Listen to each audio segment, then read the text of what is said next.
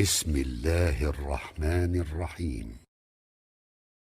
Mehbubumuz, Halıkımız, Malikimiz, hakiki dostumuz bolun, iyemiz bolun Allah Tebareke ve Teala'nın yağşı adlarının gurrunu Müslüman doğullar. 46. adi. El-Vasi' Celle Celaluhu huvellezî vasi'at juduhu cemî'al kainat ve ilmuhu cemî'al mahlukat ve kudretuhu cemî'al makdurat فلا يشغله شأن عن شأن.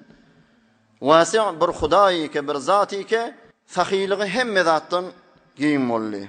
İlmi hem mahlukattan giyin molli. Kudreti hem başarlayan zatlardan giyin molli. Hudayi Teala'nı bir yağday başka bir yağdaydan alıp kalmaya. El-Vasi' diyen adı Müslüman doğullar Hudayi Teala'nın hem atları hem sıfatlarını repti var. İlmini vezde Hudayi Teala'nın ilmine kadar giyin. Hudayi Teala'nın ilim deryasının düğü yok Müslüman doğulları. Şonyalık rahmetini vezde, Hudayi Teala'nın hikmetini vezde, Hudayi Teala'nın mulkunu vezde, ihsanını vezde, tamamı sıfatı Hudayi Teala'nın atlar ve sıfatlarının medlulunu delalet etyen zadına hattun merzi yok Hudayi Teala. Her bir adını, her bir sıfatını haddi yok giyin Müslüman doğulları. Fen menkiyalık mehdud değil. Necre be adı bilin yaşamalı.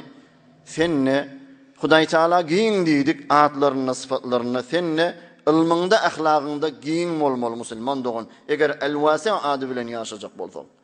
Yani malumatın köpeltmeli. Beter de dini kısmatta bilmeli zatlan, etikad etmeli, ahkamlanma, adaplar var, muaşeretler var, bilmeli zatlar din manada ilmin giyin olsun. Millet bilen raftar edin dedi ahlakın giyin olsun. Peygamber sallallahu aleyhi ve sellem aytya siz malınız bilen adamlara giyin olup bilmeýäňiz.